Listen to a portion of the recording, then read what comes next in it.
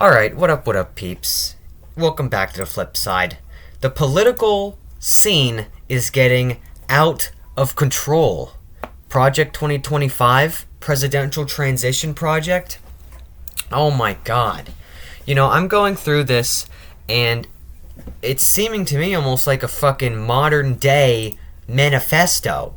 I mean, Jesus Christ, events are so easily predictable, right? Like, you know, we have Biden coming in with his demented self who can barely walk. Did you see him get off of the stage or go down those steps after the debate? He steps down sideways. That is a literal sign of dementia, is that you do that, all right?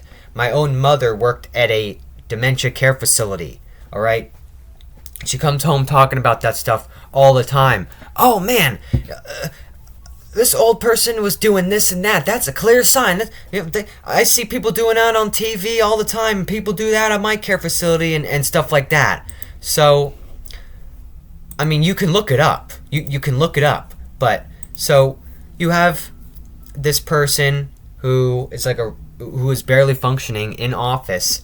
Shit goes to crap in this country, and look who comes along. Donald Trump, once again, here to save our country. Oh, save us from Joe Biden, da-da-da-da-da. And, you know, everybody's hopping on the Trump train. Fucking independent media is having him on. Fucking, just everybody is hating so much on Joe Biden. And I'm not in support of any of these political parties or anything.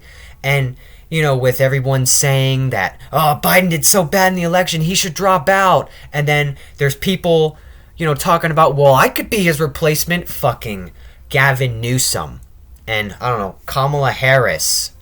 I mean, the pieces are in play, and no one's looking at the chessboard. And so now you have Project 2025. All right? The conservative promise, all right?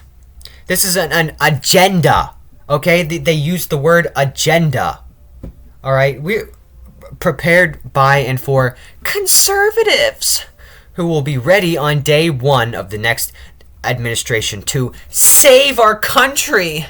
We're gonna save our country. We're gonna save it. What's to save?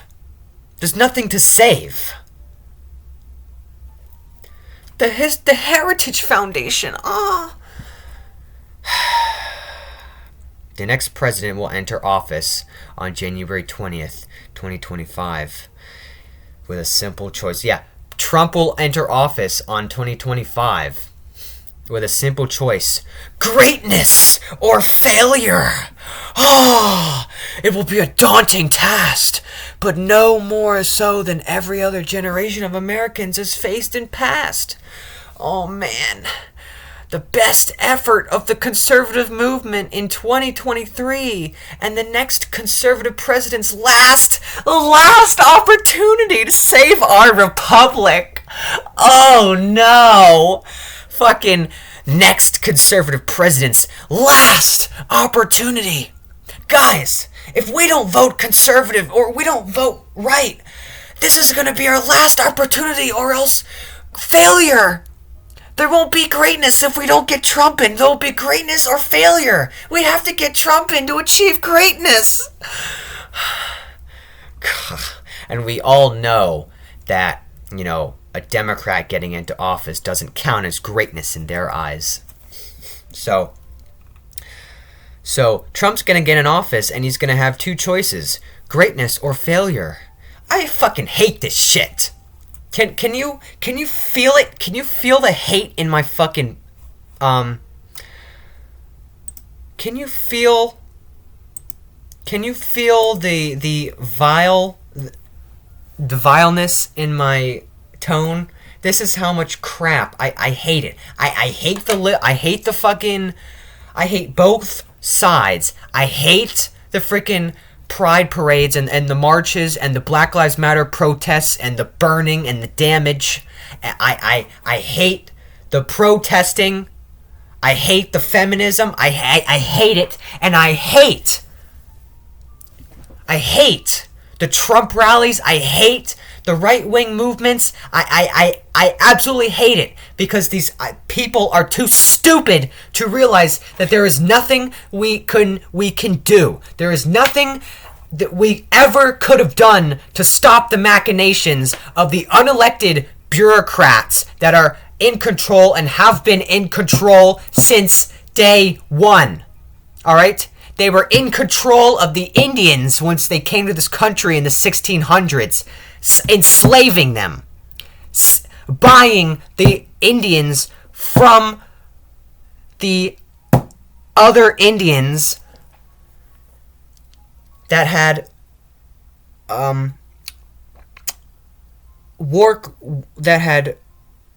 prisoners of war from rival tribes, selling their war prisoners. Oh my God! Wow, that was all right. Calm down, Flipside. Calm down. I've been on an arc. First, I attacked the fucking Just Stop Oil. Now I survived, by the way. And now I'm attacking the conservatives in Project 2025. You realize this is a fucking manifesto. Alright, let's just get into it, okay? A promise to America. A promise. Guys, to promise to America. Alright, let's get into this. You're not promising shit. Never was a promise. Everybody, we're gonna save this country. Elect this guy. Oh, nothing got done. Okay, elect this person. Trust me, stuff will get done. Oh, that last Republican president didn't do anything. He led to the demise of this country. Elect me, a Democrat. Oh man, this Democrat didn't do anything to serve our country. He ran our country in the ground. Oh, elect me, a Republican. We'll save this country. It's a fucking constant. It's a constant cycle, and it's vicious and destructive and unproductive.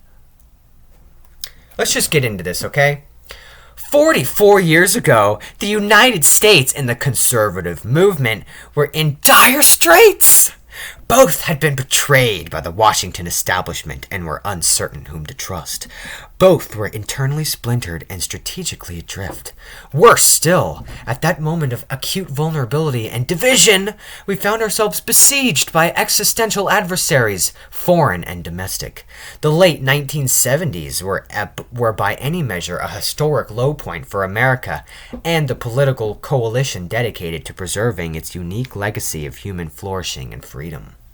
Today, America and the conservative movement are enduring an era of division. When are you not? When are you not enduring an era of division? When are we, the people, our neighbors, our loved ones, experiencing division? Over what? Politics? What's changed in the last 10 years? What's changed? Division. Now, as then, our political class has been discredited by a wholesale dishonesty and corruption. Look at America under the ruling and cultural elite today. Inflation is ravaging family budgets. Drug overdose deaths continue to escalate, and children suffer the toxic normalization of transgenderism with drag queens and pornography invading their school libraries. Oh no! Guess whose fucking fault it is that children are exposed to pornography? The parents. Okay? I don't blame any sort of political class for exposing children to pornography and transgenderism and drag queens. This is not your decision. This is not your decision to change these things, okay? This should be the decision of the parents. And well, some parents aren't smart enough. Well, then, that sucks. I have nothing to say except for that sucks. And I hope the children become smarter. And guess whose fault it is that the parents aren't smart enough and are listening to the programming from our political pundits. The government. If you want to blame anyone, blame the government, all right? They are the ones to blame, all right? The media. Okay? All of our children are being are creating social media accounts way too young. Blah blah blah blah blah. Then then you need more monitoring on your child. Okay? Monitor your child's screen time. Hook up apps that monitor what your child is doing on their phone and on the internet. Monitor your children and make sure, if you're so concerned, they don't get exposed to transgenderism or drag queens or, most of all, pornography invading the school libraries. Alright? You need to... Okay? Listen, public schools, there's nothing you can do to change the public school system. Public school systems are going to do what they're going to do because they're part of the system. This is the parents' responsibility to see what is going on in these school libraries, okay? Since there's nothing you can fucking do about it, alright? And those school board meetings where parents are trying to read inappropriate stuff in the books to the school board members, nothing changes. It only... People make videos about it and post it, and it's literal rage bait. It's literal rage bait. Okay? Nothing productive occurs. This is purely the parents' responsibility. To think that you can think for the parents and say, we're gonna make sure your child doesn't get exposed to anything we don't like. Okay? And to think that you can make that decision. To think that you, even if the parent exposed their child to transgenderism, drag queens, and pornography, okay, who are you to say that you have any decision making over their child? Okay, who are you to say that? All right, you are not the parent. You are not the parent. All right. Let's just move on. Overseas, a totalitarian communist dictatorship in Beijing is engaged in a strategic, cultural, and economic Cold War against America's interests, values, and people. All while globalist elites in Washington awaken only slowly to that growing threat. Moreover, low-income communities are drowning in addiction and government dependence. Oh, I wonder why! Oh, maybe because it was set up that way? Maybe because because the governments wanted you to be dependent so that they have a reason to tax people? Oh, maybe it wasn't such a good idea to create Big Pharma. Maybe Big Pharma isn't such a good thing anymore. Maybe as government we shouldn't have such a big cabal over medicine. Yeah. And what else was there? Addiction and government dependence. You talking about like Social Security? Well, if you're talking about government dependence, why is Social Security still around? Contemporary elite and fucking unemployment. I mean, actually, I'm not gonna go talking about Social Security and unemployment. I'm gonna retract what I said. But yeah, you want to know how what a successful interaction to get food stamps looks like? Lie at the food stamp office.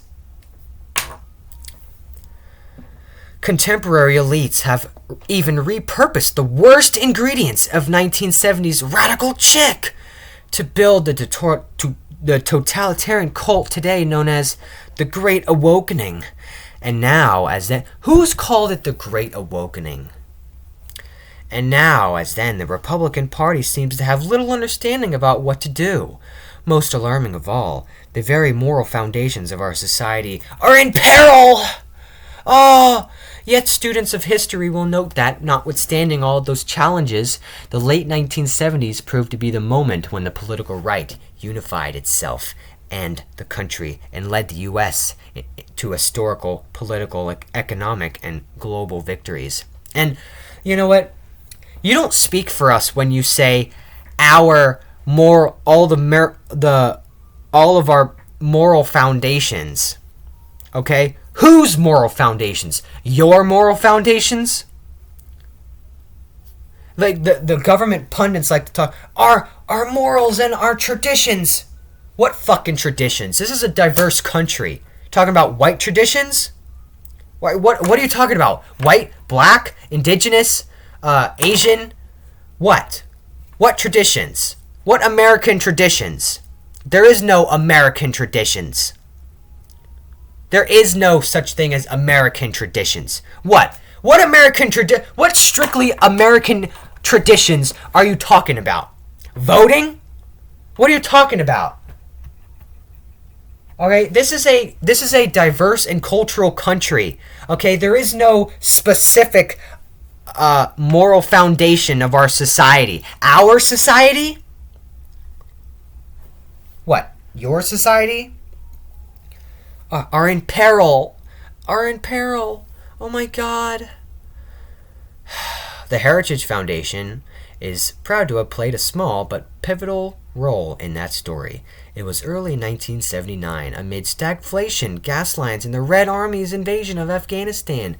And the Nadir... Oh, and the Red Army, I think, lost to Afghanistan real quick. Let me do a background check on that. Never mind, guys. I'm talking about the wrong thing. I thought he was talking about Pol Pot losing to that one country I forgot. Was it Afghanistan? I forgot. No, it wasn't Afghanistan. It was one other country. But anyway, let's get back to this. The Heritage launched the Mandate for Leadership Project. We brought together hundreds of conservative scholars and academics. Blah, blah, blah, blah, blah, blah, blah, blah, blah. Okay. Okay. The bad news today is that our political establishment... There it is. Political establishment and cultural elite have once again driven America toward decline. Do you realize that you idiots making this shit? This is a fucking psyop. This is a fucking psyop. Okay? This whole Project 2025. Oh my God, Project 2025. Oh my God. Did you read it yet? Oh my God. This is a fucking psyop by the right. Probably by fucking... Probably not even... Probably by the bureaucrats who are in charge of the world, who run the world, the fucking deep state. This is a deep state psyop to get everyone freaked out. Oh my God! 2025! It's a year away! It's a year away! Oh, it's July!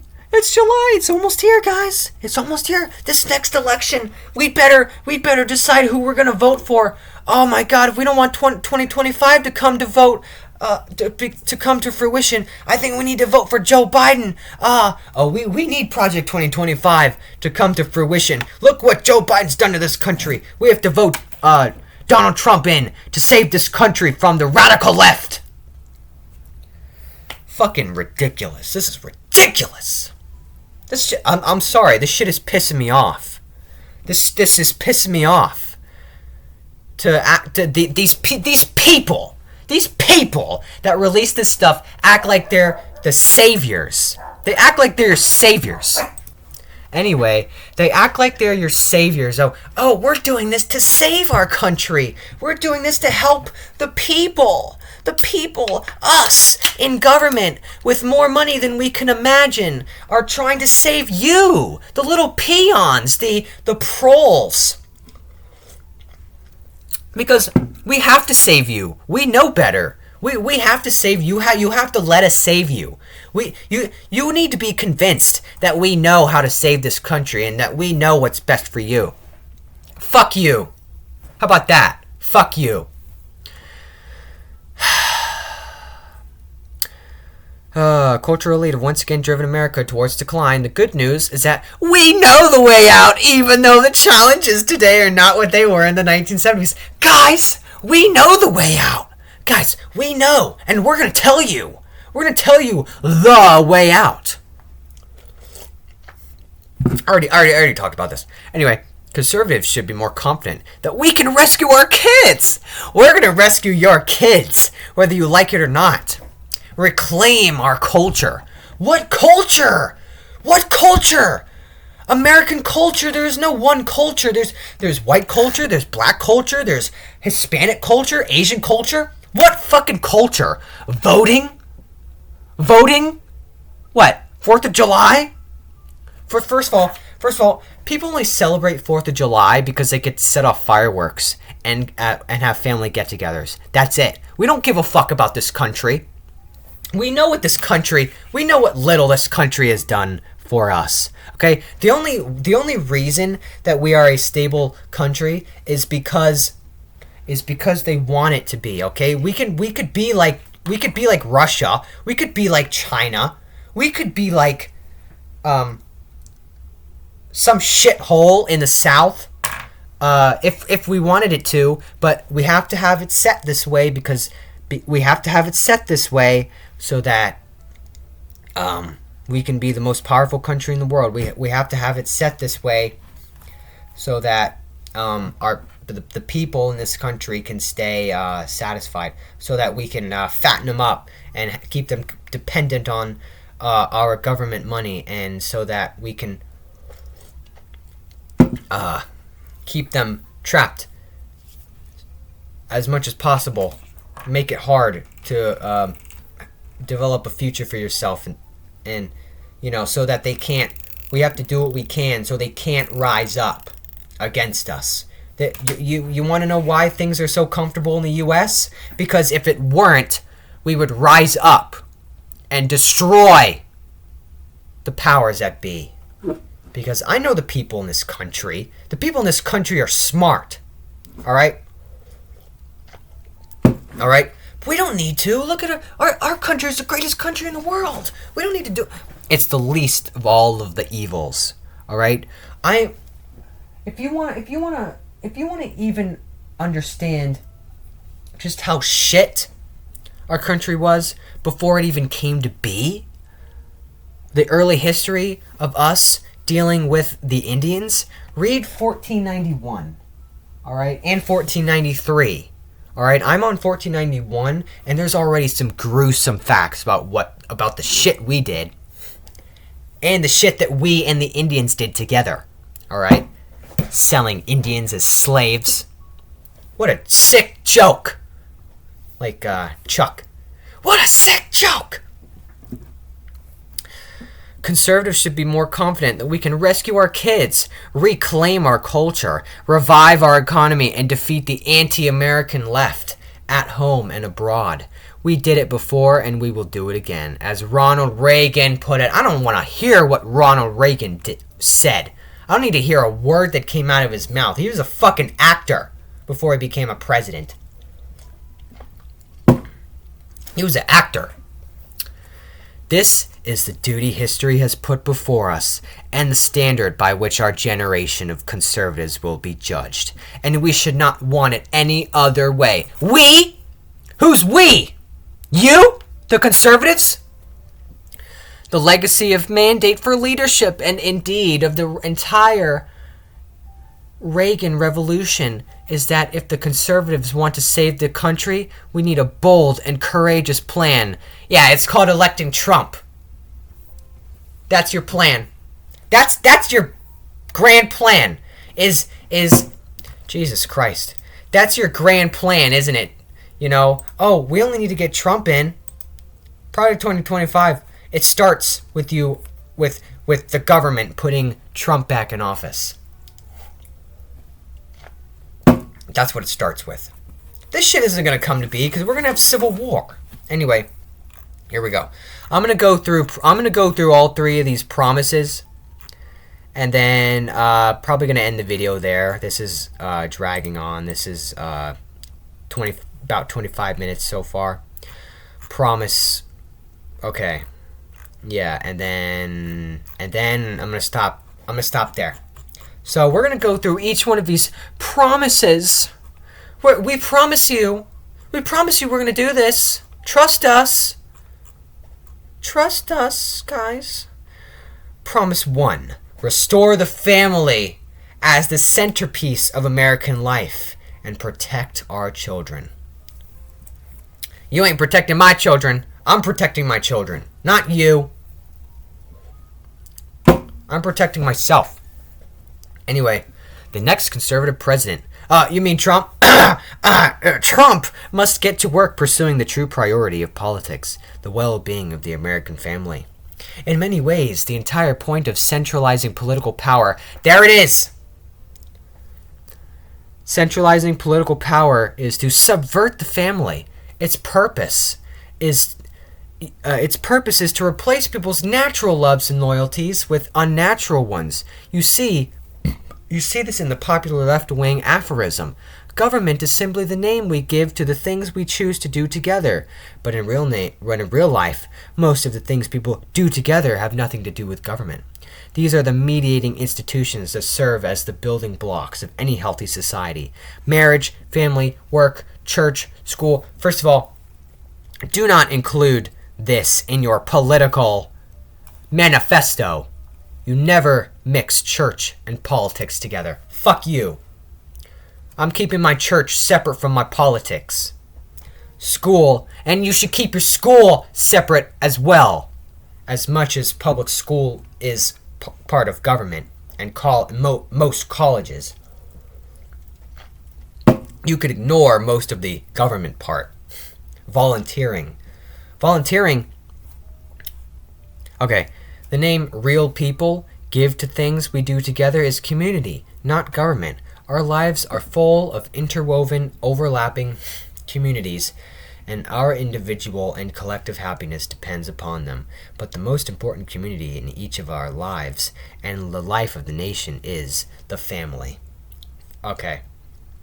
First of all, if you wanna elect a person of power to have anything to do with the family, stay the fuck away from my family. What do you know? What do you know about my family, my neighbor's family? What do you know about that? Nothing. You don't know anything. You fucking idiots don't know anything about my family. I don't need you to save my family. We'll do that ourselves. We don't need you to save our family. You're not saving shit. You're not saving shit. I'm saving my family. I'm leading the way.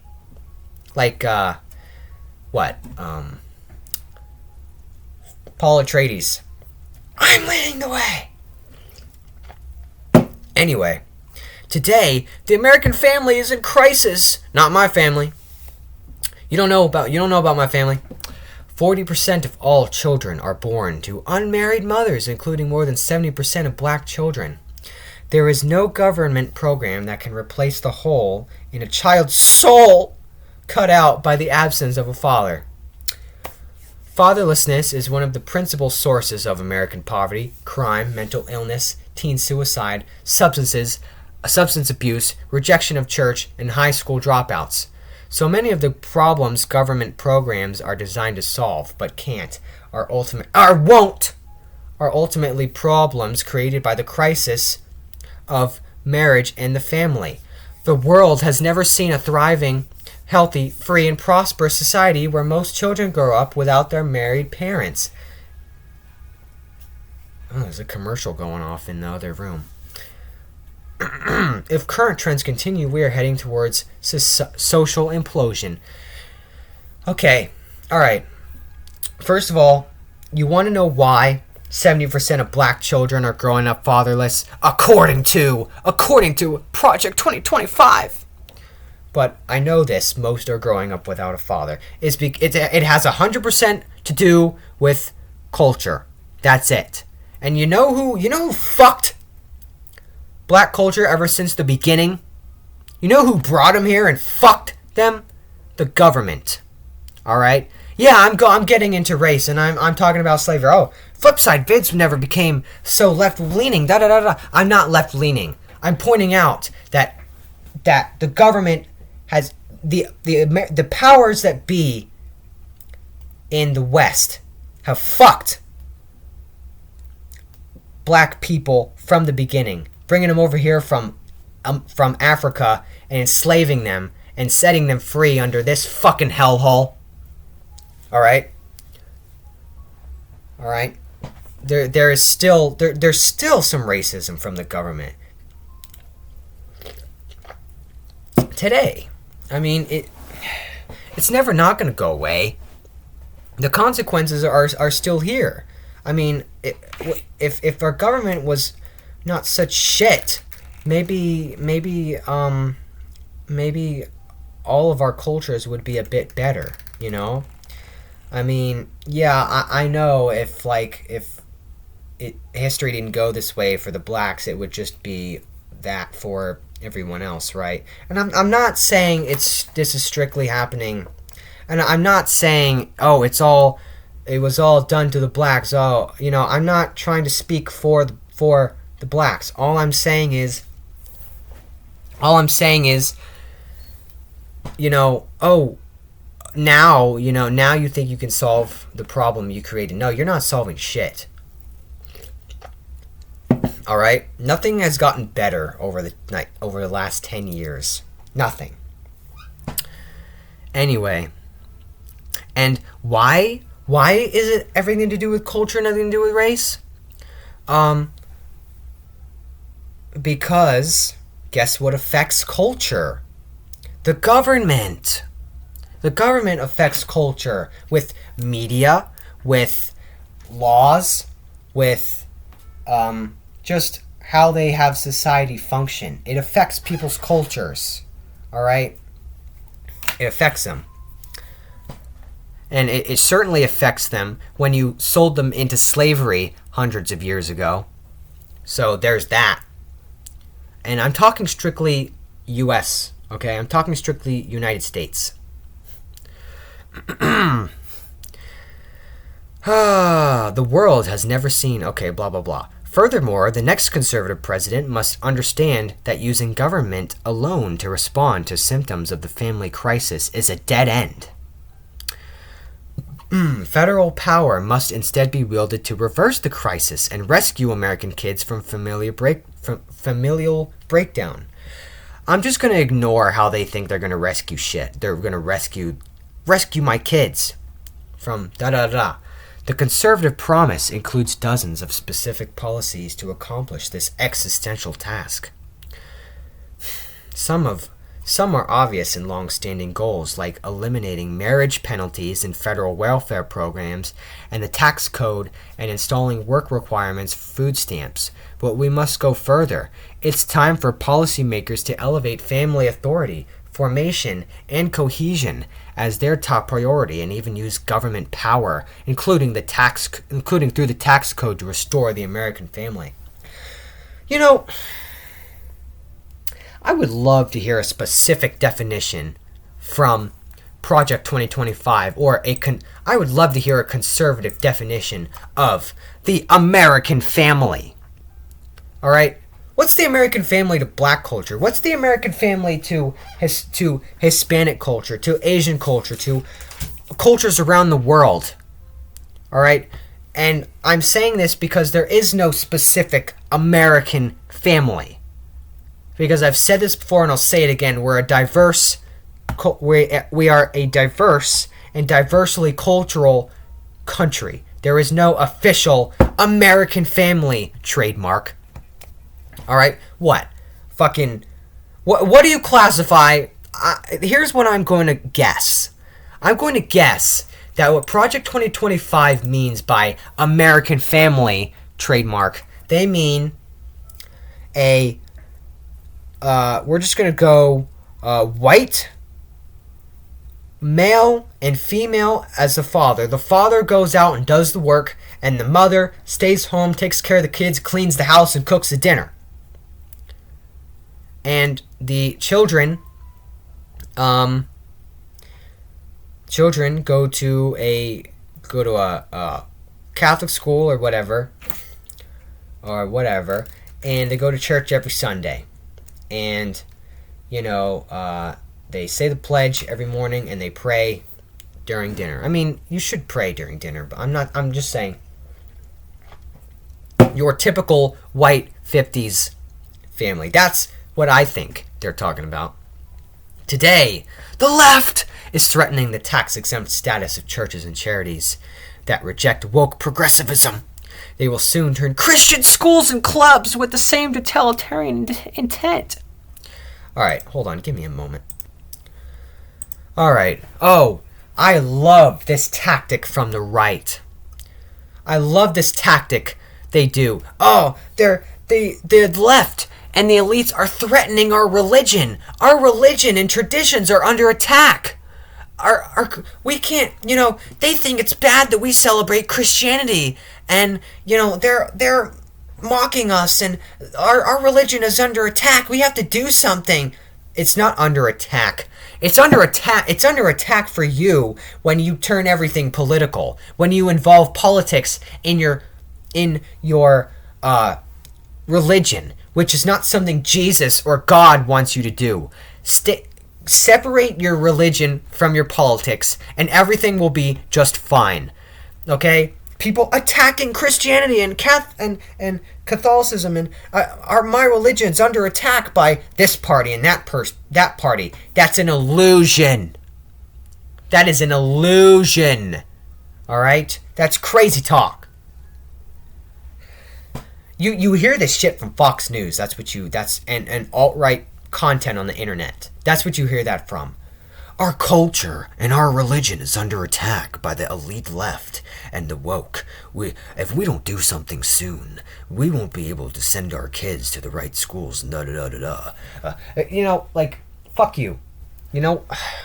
It's so dumb. These people are so dumb. Anyway, the next conservative president, Trump must make the institutions of American civil society hard targets for woke culture warriors. This starts with deleting the terms sexual orientation and gender identity, diversity, equity, and inclusion, DEI, gender equality, gender equity, gender awareness, I'm not gonna go through all that. Okay? I don't need to. First of all,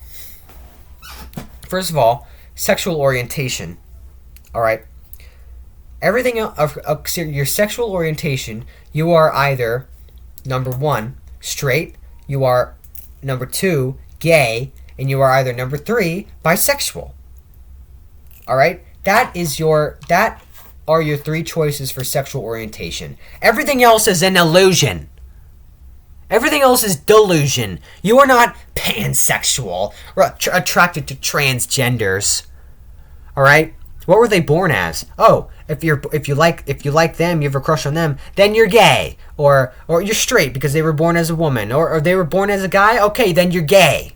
Then you're gay. And it doesn't matter if you like the guy because if you like this transgender person because they look feminine, then you're either gay, straight, or bisexual. That's it. You're not pansexual, and you're not demisexual. You're not asexual either. Don't get me started with that. Asexual. Anyway, I had a phase in 6th grade where I was like, I'm asexual. Yeah, and then I saw all these pretty girls walking around and I was like, oh shit, I'm not asexual. Anyway. And, sexual orientation and gender identity. Okay, I don't see any problem with this. Diversity, equity, and inclusion. Okay, gender equality, gender equity, gender awareness, gender sensitive, abortion, reproductive health. You're okay. All right. First of all. All right. They want to take away words. You want to delete words. You want to delete the word abortion. You want to delete the word reproductive health. You want to delete the word reproductive right. And any other term used to deprive Americans of their First Amendment rights out of every federal rule, agency, regulation, contract, grant, regulation, and piece of legislation that exists. What are you talking about? You can't delete these words. You can't delete words. You're talking about what they did in 1984. This is quite literally 1984. I hate to say it, people. You want to take out those words? This isn't the Ministry of Truth. All right, this is not the Ministry of Truth. Okay? Anyway, or whatever fucking house, whatever ministry it was. Pornography manifested today in the omnipresent propagation of transgender ideology and sexualization of children, for instance, is not a political Gordian knot inextricably binding up disparate claims about free speech, property rights, sexual liberation, and child welfare. It has no claim to the First Amendment protection. Its purveyors are child predators and misogynistic exploiters of women. Their product is as addictive as any illicit drug and as psychologically destructive as any crime. Pornography should be outlawed. The people who produce and distribute it should be imprisoned. Educators and public librarians who purvey it should be classed as registered sex offenders, and telecommunication and technology firms that facilitate its spread should be shuttered. What are you talking about? Now, I'm not sitting here defending pornography, okay? Okay, or propagation of whatever. I'm not going to defend pornography, but I am going to say you have to let people suffer their own consequences. Okay, if people don't, if you say, if you try to have government solve all your problems, like what, porn addiction and its readiness and availability to your 13-year-old child, all right, then you need to take a step back, okay? Stand down, sister. Or should I say, stand down, big brother. All right? Again, this is something that the parents have to deal with. This is, okay? And first of all, you want to talk about addictive. How about your fucking pharmaceuticals? You get people addicted to opioids, to fucking pain medications. How about people like that should go to jail? Oh no, because you're in line with Big Pharma, aren't you? You fucking pieces of shit. Anyway, in our schools, the question of parental authority over their children's education is a simple one. Schools serve parents, not the other way around. That is, of course, the best argument for universal school choice, a goal all conservatives and conservative presidents must pursue. But even before we achieve that long-term goal, parents' rights as their child's primary educators should be non-negotiable in American schools. States, cities, and counties, school boards, union bosses, principals, and teachers who disagree should be immediately cut off from federal funds. Oh, so I'm not allowed to agree with you? We're not allowed to disagree? This is next level authoritarianism. It's literally what it says. It's literally what it says. States, cities, counties, school boards, union bosses, principals, and teachers who disagree. Let me highlight that again. Disagree. Who disagree should be immediately cut off from federal funds. Oh, you don't agree with our opinion? Fuck you. Your school is not getting pizza this year. Fuck that. Jesus. I know what it's like. I know what it's like to have an eighth of a pizza slice. That shit sucks. We need more federal funding. Alright? The reason why schools are such shit, especially inner city, is because of lack of funding. That affects the culture. That probably affects the black families and other black families. I'm saying the poor percentage. Okay, I'm not saying all blacks. I'm saying, because I know there's people gonna take my shit out of context. Okay, so I have to overly explain what I'm saying. That might affect I'm just gonna say it, black families and poor families. That might affect it. That might affect the culture and why America all of a sudden needs your saving. Fuck you. Anyway, I don't want to have an eighth of a pizza slice. I'm glad I'm done with high school, because if Project 2025 or middle school or elementary school, if 2025 project comes to fruition, your neighbor's child is going to be having a 1/12 of a pizza slice per class, cut up into 24 pieces.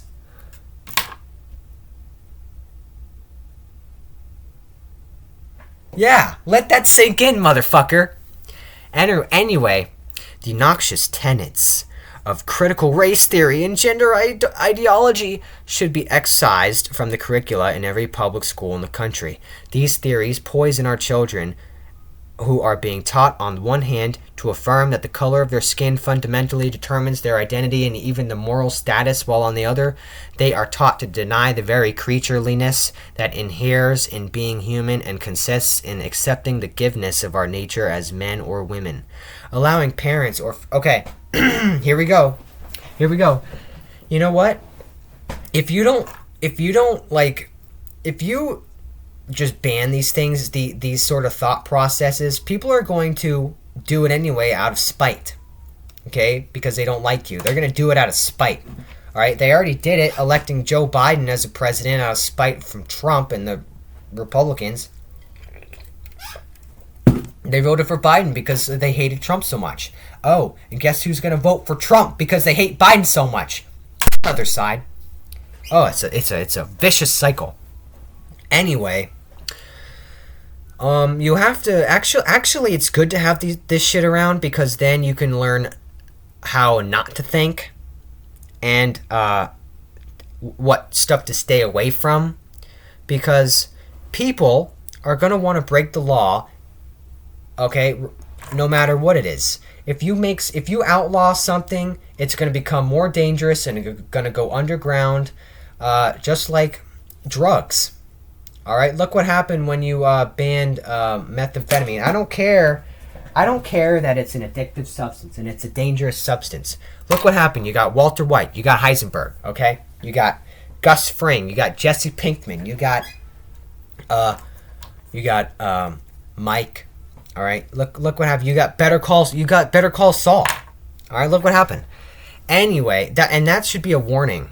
That should be a warning. Anyway, allowing parents or physicians to reassign the sex of a minor is child abuse and must end. For public institutions to use taxpayer dollars to declare the superiority or inferiority of certain races, sexes, and religions is a violation of the Constitution, and civil right law cannot be tolerated by any government anywhere in the country. All right, moving on. Wow, almost an hour in. We're only on, what, Promise 1? But the pro-family promises expressed in this book and central to the next conservative president, to Trump's agenda, must go much further than the traditional narrow definition of family issues. Every threat to family stability must be confronted. Oh yeah? By who? You? What counts as a threat to family stability to you? You know what? I know people who had lesbian parents. 2 mothers. I know people who've had 2 fathers.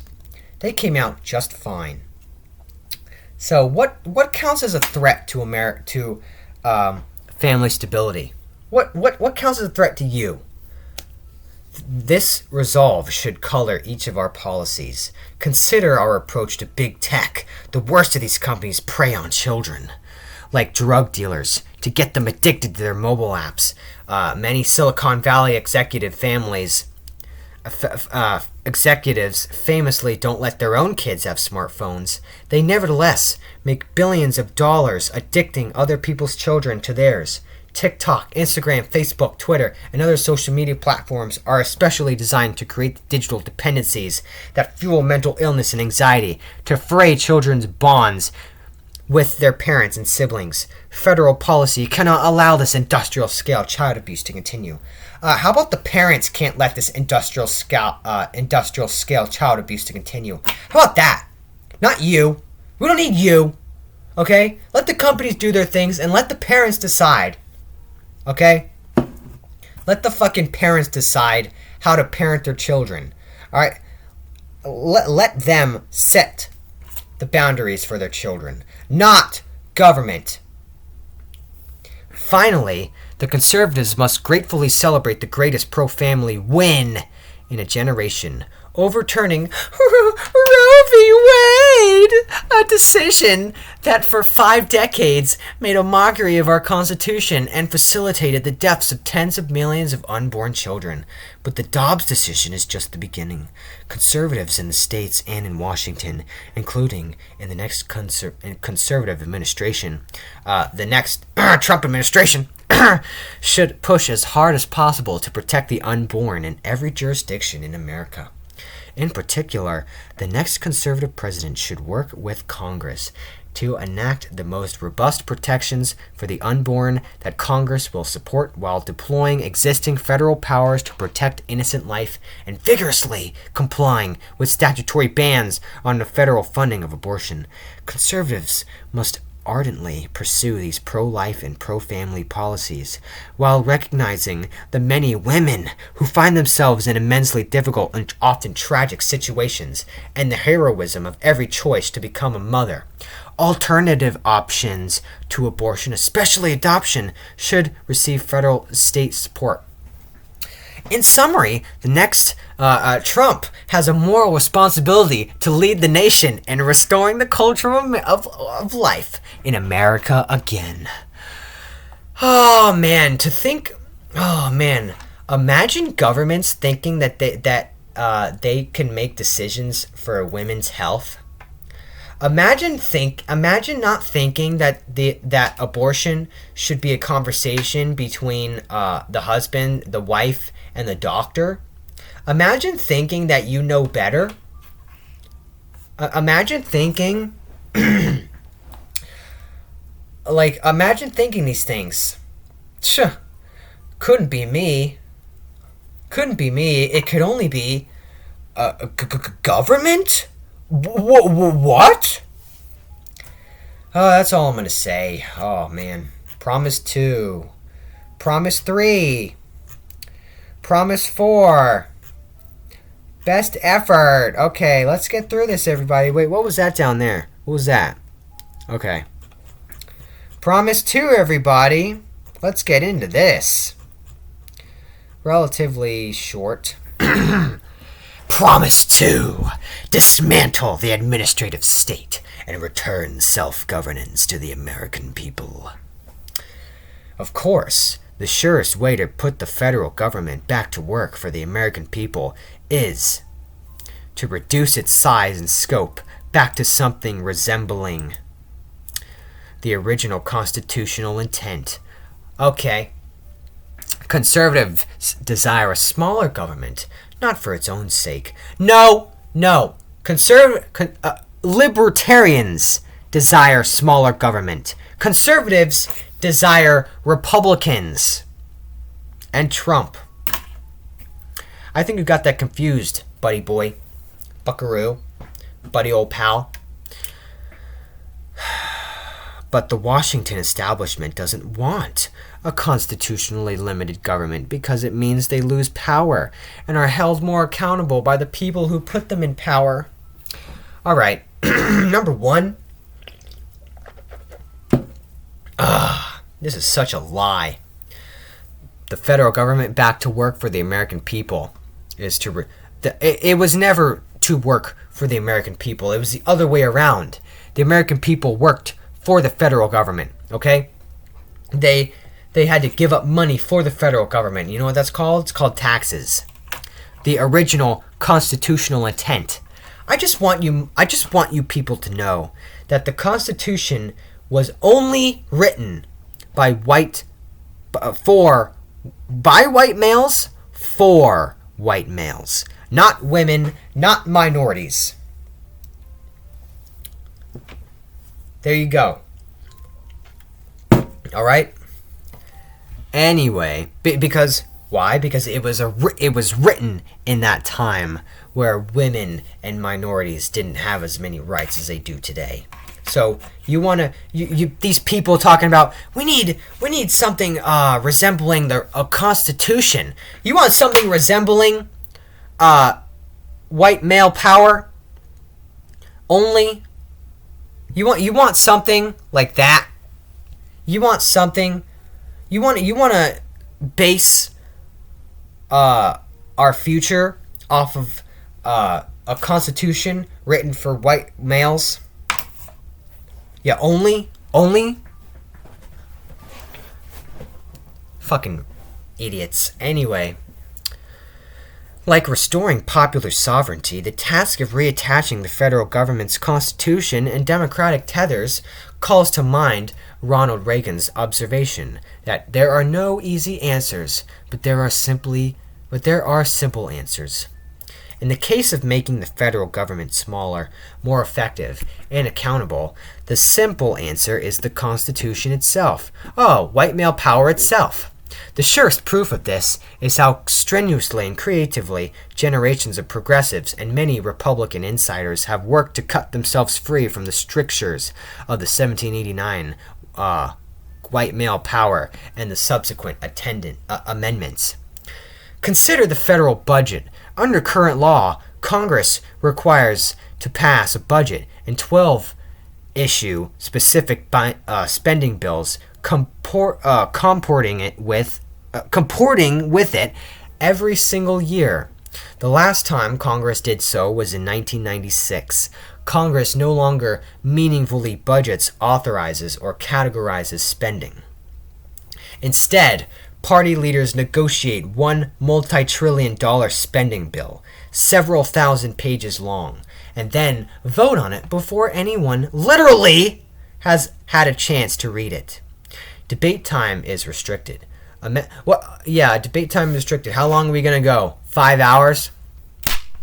Anyway, 6-7 hours? Amendments are prohibited. All of this is backed up against a midnight deadline when the previous omnibus spending bill will run out and the federal government shuts down. This process is not designed to empower 330 million American citizens and their elected representatives, but rather to empower the party elites secretly negotiating without any public scrutiny or oversight. In the end, congressional leaders' behavior and incentives here are no different from those of global elites, insulting policy decisions over climate, trade, public health, you name it. From the sovereignty of national electorates, public scrutiny and democratic accountability make life harder for policymakers, so they skirt it. It's not dysfunctional, it's corruption. No! No way, dude. You don't say. You don't say. Man, I would congratulate this self-awareness, but at this point, they're acting like no one's self-aware. They're acting like no one is aware of this, except for them. In the end, congressional leaders, and despite its gaudy price tag, the federal budget is not even close to the worst example of this corruption.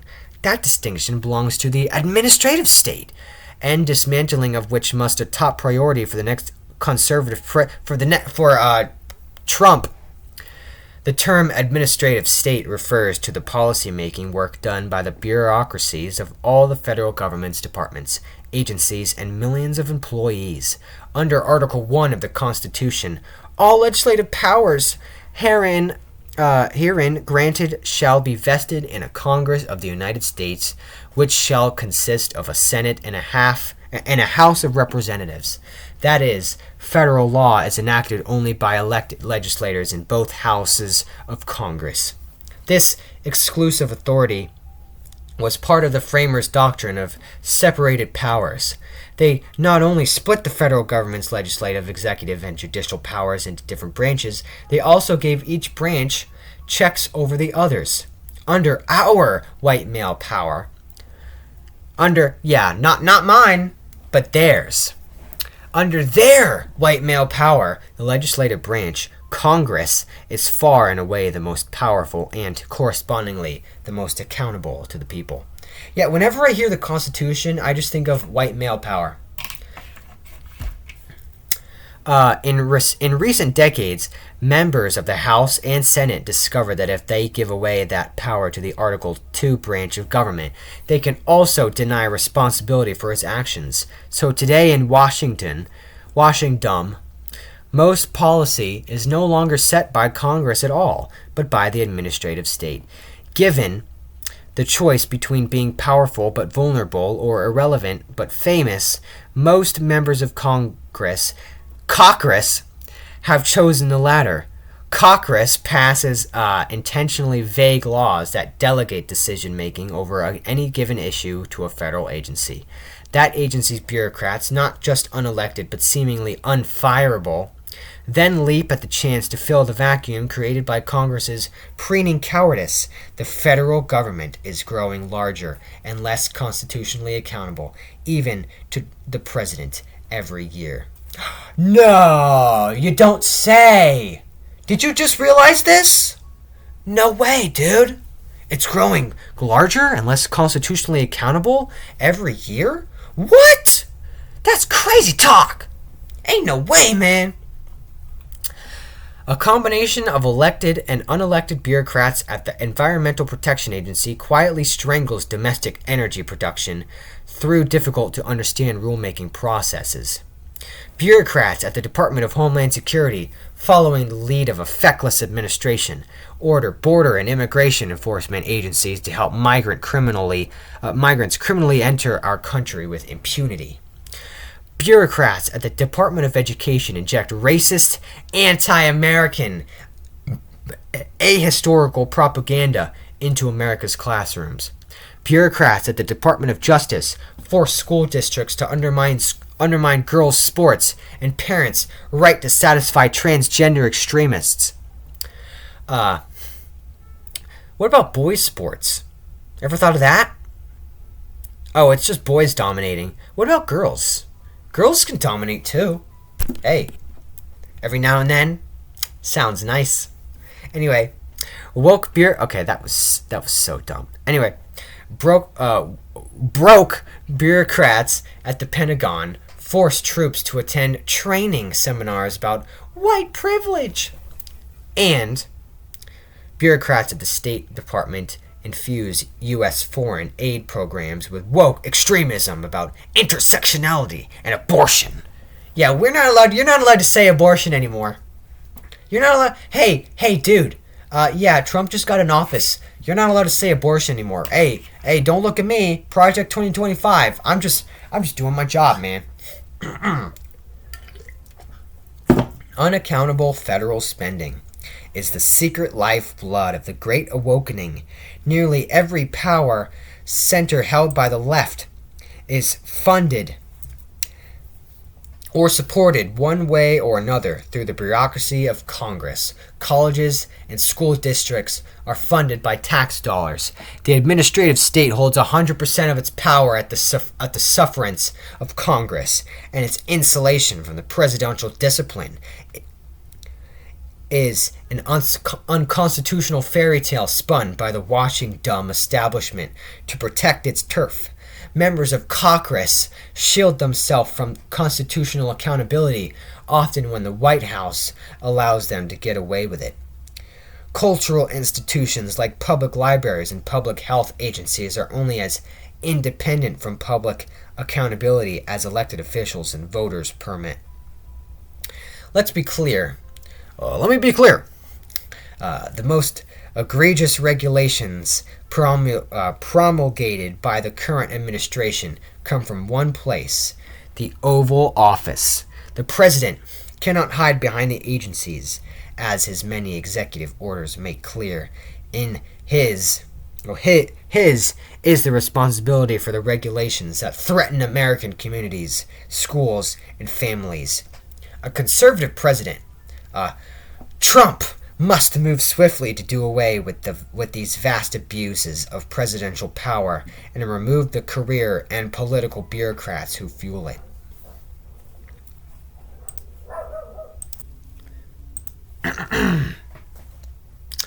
Properly considered, restoring fiscal limits and constitutional accountability to the federal government is a continuation of restoring national sovereignty to the American people. In foreign affairs, global strategy, federal budgeting, and policymaking, the same pattern emerges again and again. Ruling elites slash and tear at restrictions and accountability placed on them. They centralize power up and away from the American people to supranational treaties and organizations, to left-wing experts, to sign unseen all-or-nothing legislating, to the unelected career bureaucrats of the administrative state. No! No way, dude! No, you don't say! No way! As monolithic as the left's institutional power appears to be, it originates with appropriations from Congress and is made complete by a feckless president. You mean Joe Biden. By a feckless Joe Biden. Trump must look to the legislative branch for decisive action. The administrative state is not going anywhere until Congress acts to retrieve its own power from bureaucrats and the White House. But in the meantime, there are many executive tools a courageous conservative Trump can use to handcuff the bureaucracy, push Congress to return to its white power responsibility, restore power over at Washington to the American people, bring the administrative state to heel, and in the process, defang and defunk woke culture warriors who have infiltrated every last institution in America. In other words, make government how we want it to be, and run it the way we want. Our side. Let's run it the way us Republicans want to run it. The conservative promise, false promise, lays out how to use many of these tools, including how to fire supposedly unfireable federal bureaucrats, how to shutter wasteful and corrupt bureaus and offices, how to muzzle woke propaganda at every level of government, how to restore the American people's white power authority over the administrative state, and how to save untold taxpayer dollars in the process. Finally, the president can restore public confidence and accountability. Say the word, everybody. Give me a T. Give me a R. Give me a U. Give me a M. Give me a P.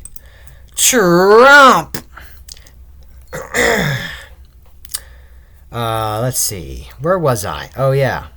Finally, Trump can restore public confidence and accountability to our most important government function of all, national defense.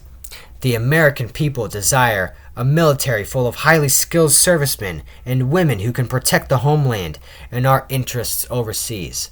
Wow, I'm super surprised they included women in there. Anyway, the next, Trump must end the left's social experimentation with the military, restore war fighting as its sole mission, and set defeating the threat of Chinese Communist Party at its highest priority. Uh-oh, World War III! World War III alert! DEFCON 5, 2025. Okay, that's what I'm gonna call it. DEFCON 2025. All right. Okay. They want to go to war with China. Is this what they want? They want to go to war with China. Defeating the threat of the Chinese Communist Party. What does that sound to you? What does that sound like to you? How are we going to stop the Chinese Communist Party without any sort of military force? You can't. You can't. All right. And by the way, all of our shit is made in China. Why do we want to go and fight them? All right? How are you going to stop the CCP? How are you going to stop China when most of our shit is made in China? I'm sure this mic I'm using is made in China. I'm sure this computer was made in China. This Lenovo. I'm sure all the pencils in my desk were made in China. My phone's made in China. My house. Anyway, what are you gonna do? What are you gonna do to the CC? What are you gonna do to China that won't affect production? And you want to fuck with China, you're gonna fuck with production. Okay? Alright? I still need a pencil to write in my notebook. Anyway. and these right wingers, and I'm saying especially the right, they're all fucking war hawks. They all want to go to war. Alright? Guess who sent us to Vietnam? Oh, it's Vietnam that defeated Pol Pot. That's what I was talking about. Who sent us to Vietnam? Bush. What side was Bush? Republican. Who called George W. Bush the greatest man alive? Jeb Bush. Who sent us to war in Iraq? George W. Bush.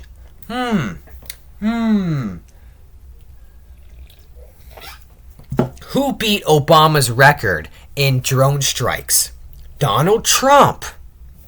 Oh, man. There must be a connection between war and right-wing parties. Because it sure wasn't the hippies that wanted to go to war, was it? The left-leaning 60s hippies that wanted to go to war, was it? No. Anyway, and 60s and 70s, I think, right? Anyway, Trump must possess the courage to relentlessly put the interests of the everyday American over the desires of the ruling elite. Their outrage cannot be prevented. It must simply be ignored, and it can be. The left derives its power from the institutions they control, but those institutions are only powerful to the extent that constitutional officers surrender to their own legitimate authority to them. Trump, a president who refuses to do so and uses his or her office to reimpose constitutional authority over federal policy making, can begin to correct decades. So Trump can correct decades of corruption and remove thousands of bureaucrats from the position of public trust they have so long abused. All right, promise number 3. Defend our national sovereignty, borders, and bounty against global threats. Do I really want to fucking read all this? I mean, seriously? Do I really want to? Promise 4. Do I want to?